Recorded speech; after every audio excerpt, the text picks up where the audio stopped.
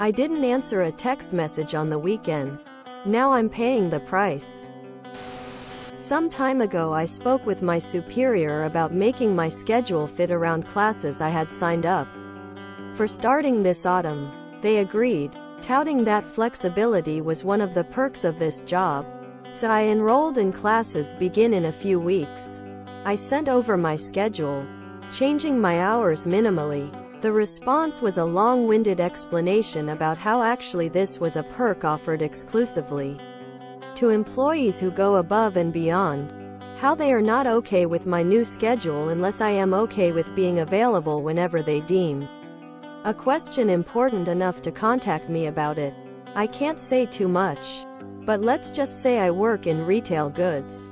And nothing is ever that big of a deal. This is all because about a month ago, I didn't answer a very unimportant question during the weekend. I answered as soon as I could that following Monday, and was asked if the reason I didn't answer was because it was the weekend. I was honest about it, and explained that yes, that was the reason, because work-life balance is important to me.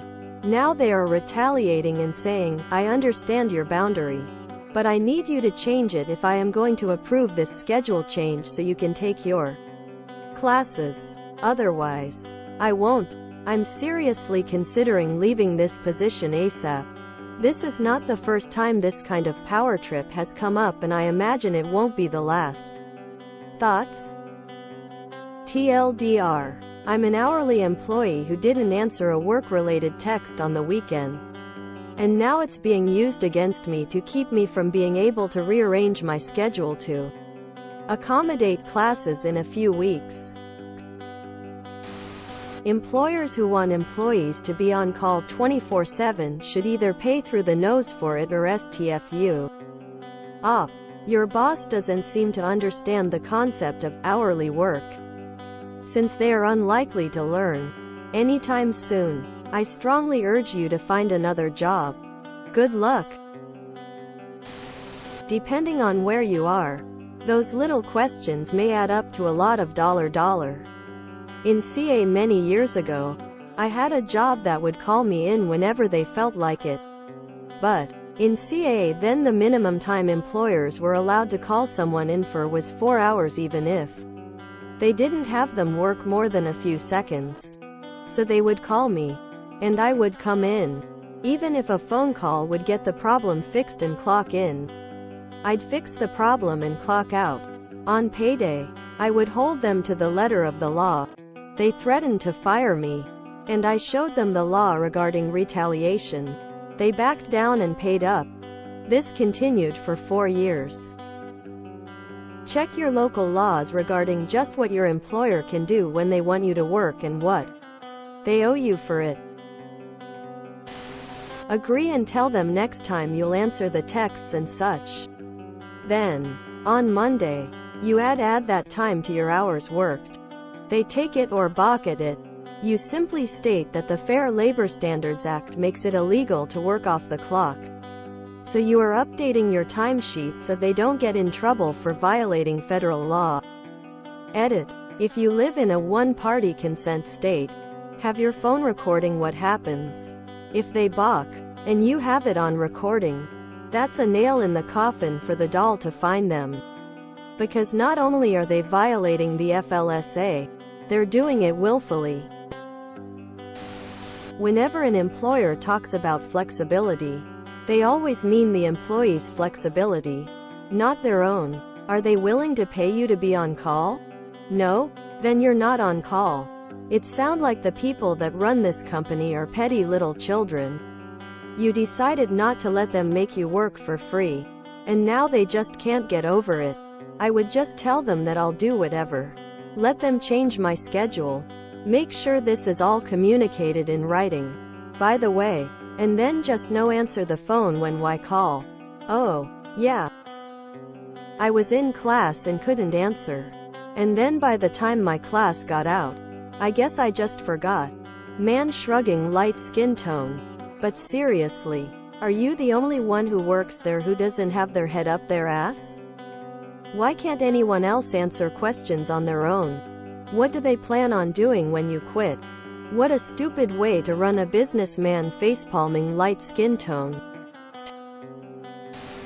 Asking you anything work-related off hours.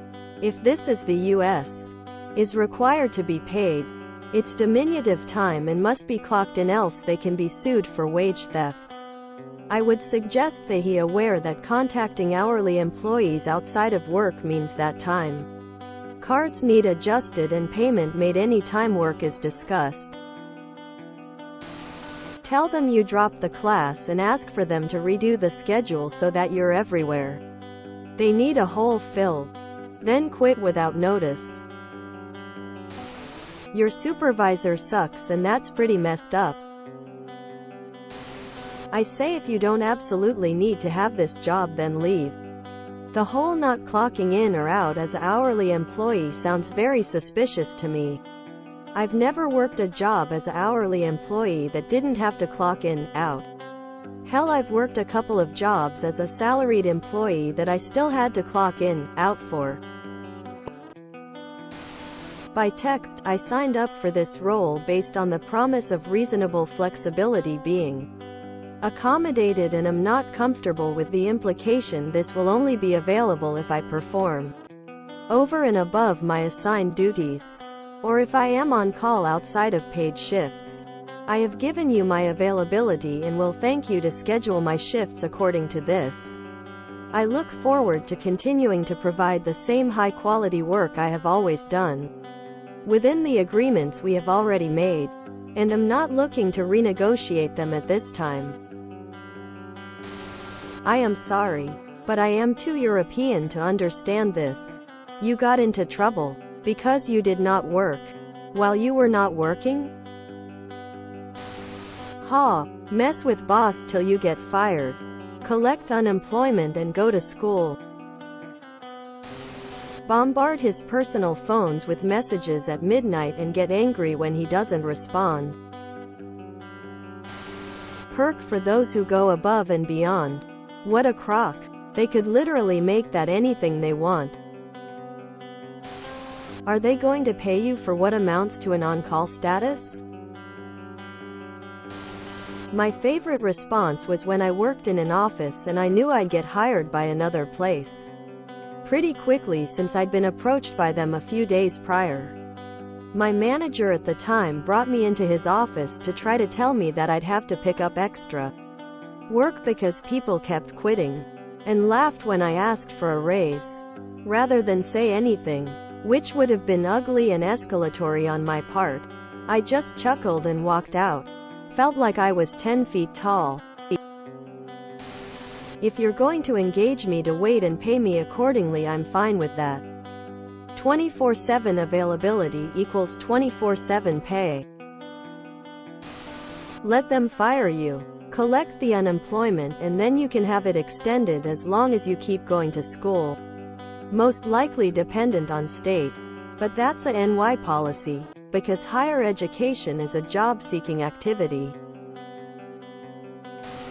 If you are expected to be available at a moment's notice, you are on call and require compensation for all of the time you are on call as an hourly employee.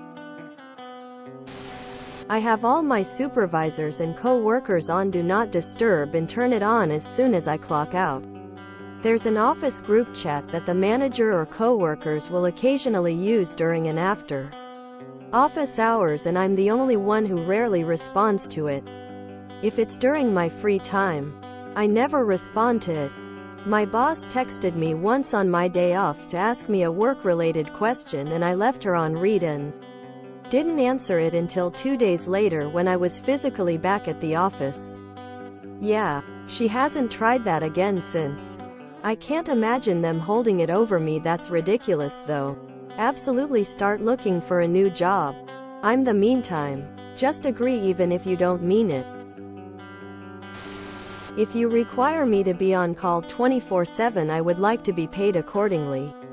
Also, I would like you to provide a work phone. My phone stops working on the weekend.